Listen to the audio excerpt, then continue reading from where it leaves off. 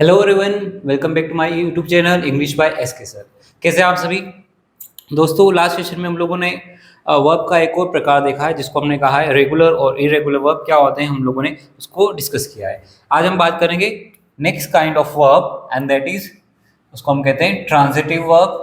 और आज हम पढ़ेंगे इंट्रांजिटिव वर्ब। ट्रांजिटिव वर्ब क्या होता है? ट्रांजिटिव वर्ब तो हिंदी होता है इसका सकर्मक क्रिया। सकर्मक क्रिया ट्रांजिटिव वर्ब जिसको हम कहते हैं सकर्मक क्रिया। क्या होता है इसमें? तो इसमें हम कहेंगे कि सकर्मक क्रिया वे क्रिया होती है जिनमें एक ऑब्जेक्ट की एक कर्म की आवश्यकता होती है। ठीक है, वे क्रियाएं जिन्हें एक ऑब्जेक्ट की आवश्यकता होती है या एक कर्म की आवश्यकता होती है अपने प्रयोग के बाद में। ठीक है, उन्हें हम क्या कहते हैं? ट्रांजिटिव वर्ब कहते हैं। तो आप इंग्लिश में इसको डिफाइन कर सकते हैं, verb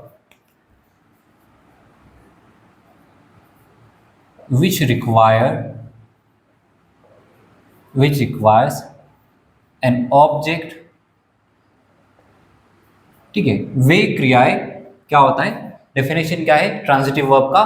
verb which requires an object. ठीक है, वे क्रियाएं जिन्हें एक ऑब्जेक्ट की आवश्यकता होती है उन्हें हम क्या कहते हैं?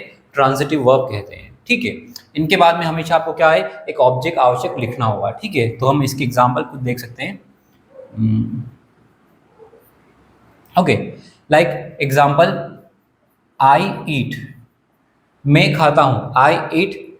अब ईट ऐसा वर्ब है जिसमें आपको एक बताना पड़ेगा कि क्या खाता है। ठीक है, मैं खाता तो हूं लेकिन क्या खाता हूं, तो हमें एक ऑब्जेक्ट की आवश्यकता होगी। तो हम लिख सकते हैं यहाँ पे आई ईट फूड, मैं खाना खाता हूं। आई राइट या आई रोट, मैंने लिखा। ठीक है, आई रोट, मैंने लिखा, तो आपको बताना पड़ेगा क्या लिखा, मतलब एक ऑब्जेक्ट की आवश्यकता होगी। तो यहाँ पे ये ऐसा वर्ब है जिसको हम कह सकते हैं ट्रांजिटिव वर्ब, क्योंकि एक ऑब्जेक्ट की आवश्यकता होगी। आई रोट अ लेटर, मैंने लिखा, क्या लिखा? लेटर लिखा। ठीक है, तो इस प्रकार से हम देख सकते हैं कि और हम देख सकते हैं और भी एग्जाम्पल हम लोगों ने देखे।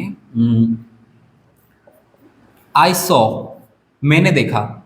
ठीक है, तो अब बताना पड़ेगा क्या देखा, तो आपको एक ऑब्जेक्ट की आवश्यकता होगी। तो सो किस प्रकार का हो गया? एक आपका ट्रांजिटिव हो गया।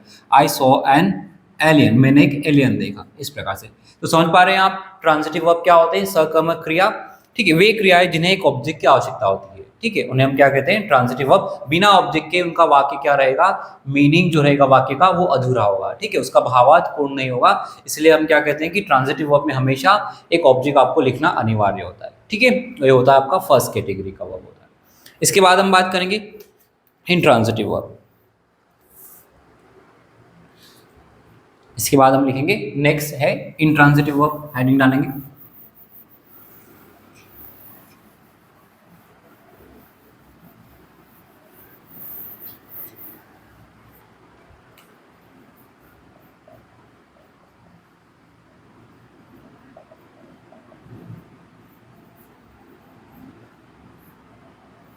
इंट्रांजिटिव वर्ब इन्हीं का हिंदी होता है अकर्मक क्रिया।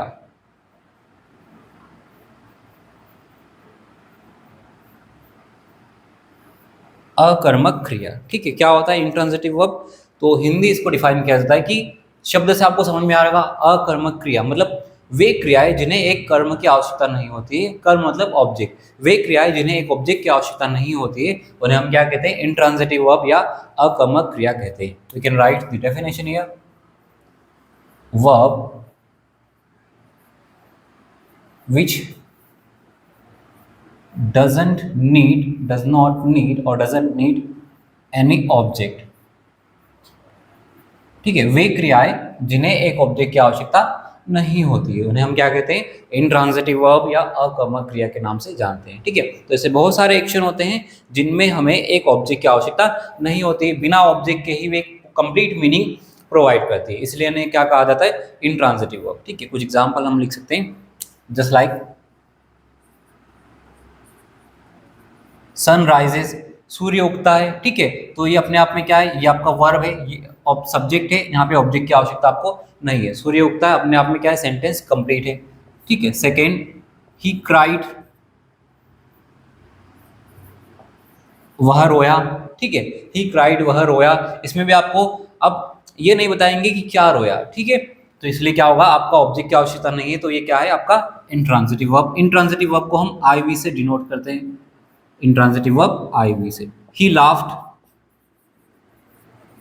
इसमें भी आपको कोई ऑब्जेक्ट लिखने की आवश्यकता नहीं, वह हंसा, बात खत्म, अपने आप में कंप्लीट मीनिंग प्रोवाइड कर रहा है, ठीक है। और हम लिख सकते हैं ही वेंट, वह चला गया, ठीक है।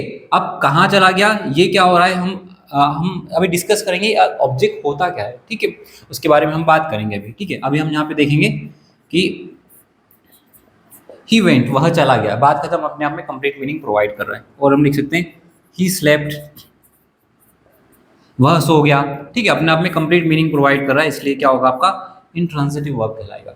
तो इंट्रांजिटिव वर्ब आप समझ गए हैं, ठीक है, वे वर्ब जिन्हें एक ऑब्जेक्ट की आवश्यकता नहीं होती है, ठीक है, a verb which doesn't need any object after it, ठीक है, जिन्हें अपने प्रयोग के बाद में एक ऑब्जेक्ट की आवश्यकता नहीं होती है, बिना ऑब्जेक्ट के ही वे कंप्लीट मीनिंग प्रोवाइड करती है, तो उन्हें हम क्या कहते हैं, इंट्रांजिटिव वर्ब कहते हैं। ओके, आपके सामने कुछ एग्जाम्पल प्रेजेंट है।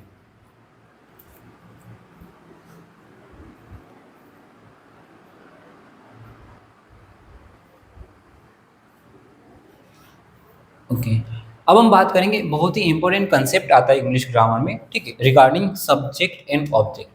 दोस्तों हम जब लिखते हैं सब्जेक्ट प्लस वर्ब प्लस आता है आपका ऑब्जेक्ट, ठीक है, तो यहाँ से हम एक कहानी शुरू करेंगे।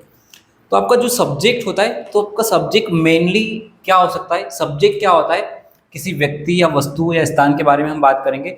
मतलब कहने का तात्पर्य ये है कि जो आपका सब्जेक्ट होगा, इधर इट कुड बी नाउन, या तो ये एक नाउन होगा, या क्या हो सकता है, एक प्रोनाउन हो सकता है, या तो किसी व्यक्ति वस्तु स्थान का नाम होगा, या फिर उनके स्थान पर प्रयोग किया जाने वाला शब्द होगा जिसको हम प्रोनाउन कहते हैं। तो आपका सब्जेक्ट क्या होता है, या तो नाउन हो सकता है या प्रोनाउन हो सकता है, ठीक है। वैसे ही आपका ऑब्जेक्ट, ठीक है, जिसके ऊपर कोई काम हो रहा है, ऑब्जेक्ट मतलब कर्म, ये भी क्या हो सकता है, ये भी एक नाउन या फिर एक प्रोनाउन हो सकता है। क्या होगा, या तो नाउन होगा या फिर प्रोनाउन ही होगा, ठीक है, इसके अलावा तो और कुछ हो नहीं सकता। सब ऑब्जेक्ट क्या नहीं हो सकता, ना तो ये एडजेक्टिव होगा, ना एडवर्ब होगा, ना प्रीपोजिशन होगा। ऑब्जेक्ट क्या होगा, या तो वो नाउन के फॉर्म में होगा या प्रोनाउन में होगा, ठीक है। अगर कोई भी शब्द यहाँ पे लिखा हुआ है, तो अगर वो नाउन या प्रोनाउन नहीं है, दैट मीन्स वो क्या नहीं है, एक वैलिड ऑब्जेक्ट नहीं है, ठीक है। अब नाउन और प्रोनाउन को हम कैसे आइडेंटिफाई करते हैं, या ऑब्जेक्ट को हम कैसे आइडेंटिफाई करेंगे।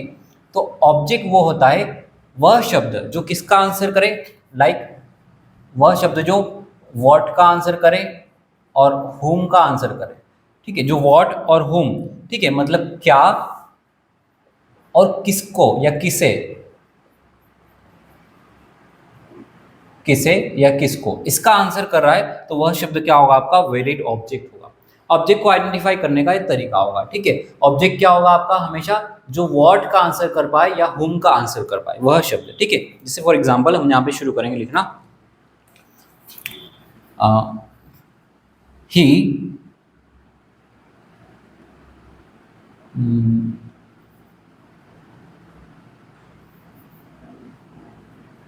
ही ड्रिंक्स, ही आपका सब्जेक्ट है, ड्रिंक आपका वर्ब है, ही ड्रिंक्स, वह पीता है।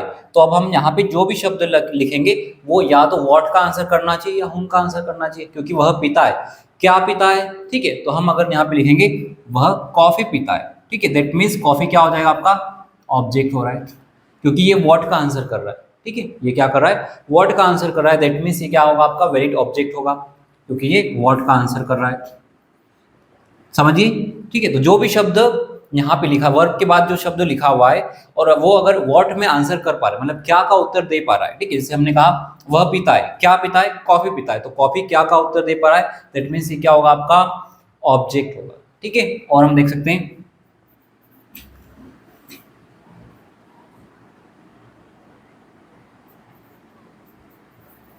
ही किल्ड, उसने मारा, उसने मार दिया, ठीक है। तो अब हमें किसे मारा इसका आंसर चाहिए, इसके बाद चाहे कि हुम में आंसर चाहिए। तो अगर हुम में आंसर चाहिए, तो जो भी शब्द यहाँ पे लिखा हुआ है, अगर वो हुम का आंसर कर पाएगा, तो वो क्या हो जाएगा, आपका वैलिड ऑब्जेक्ट हो जाएगा, ठीक है। ही किल्ड अ स्नेक, उसने किसे मार दिया भैया, एक सांप को मार दिया, ठीक है। तो हुम का आंसर कर पा रहा है, तो ये क्या हो जाएगा, आपका ऑब्जेक्ट हो जाएगा। ऑब्जेक्ट होगा क्यों, क्योंकि ये हुम का आंसर कर पा रहा है, ओके, समझे, ठीक है। इसी को और आगे हम समझ सकते हैं, और भी हमारे पास में बहुत सारे एग्जाम्पल मिलेंगे, ठीक है। अच्छा, अगर हम यहाँ पे एक शब्द लिखूंगा, राम,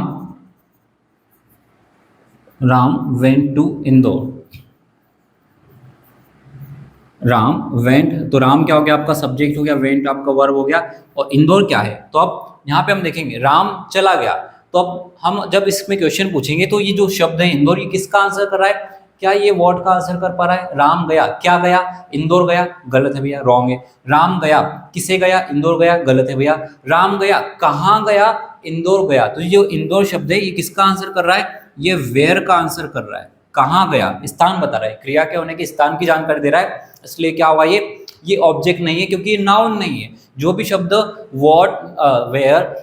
जो भी वर्ड वेयर, वाई, हाउ और इसका आंसर करता है तो वो क्या हो जाएगा आपका एडवर्ब हो जाएगा। दैट मीन्स ये क्या है आपका एडवर्ब है।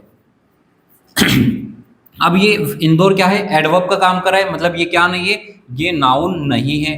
ठीक है, नाउन नहीं है, दैट मीन्स ये क्या नहीं है, ऑब्जेक्ट, वैलिड ऑब्जेक्ट भी नहीं है। ठीक है, तो ये क्या आपका एडवर्ब का काम कर रहा है। ठीक है, तो इस कंसेप्ट को ध्यान रखेंगे। तो यहाँ पे हम देखेंगे ऑब्जेक्ट क्या हो सकता है, जो व्हाट में और हुम में आंसर करे वो क्या होगा आपका ऑब्जेक्ट होगा। क्यों, बिकॉज दे आर नाउन और प्रोनाउन। ठीक है, और जो भी शब्द वेयर, वाई, हाउ, वेन इनका आंसर कर रहा है, जो भी शब्द इसका उत्तर दे पाएगा वो क्या कहलाएगा आपका एडवर्ब कहलाएगा, क्योंकि वो क्रिया के होने के स्थान की जानकारी, क्यों कारण बताएगा, और व्यवहार की जानकारी, क्रिया किस प्रकार से हो रहा है, क्रिया कब हो रहा है। ठीक है, तो जो भी शब्द क्रिया के होने की जानकारी देता है वो क्या कहलाता है आपका एडवर्ब कहलाएगा। अगर एडवर्ब है तो वो फिर नाउन नहीं है, नाउन नहीं तो ऑब्जेक्ट नहीं होगा। ठीक है, बहुत ही इंपॉर्टेंट कंसेप्ट है, इसको हम ध्यान से समझेंगे। ओके ओके, अब हम करेंगे कुछ प्रीवियस क्वेश्चंस। ठीक है,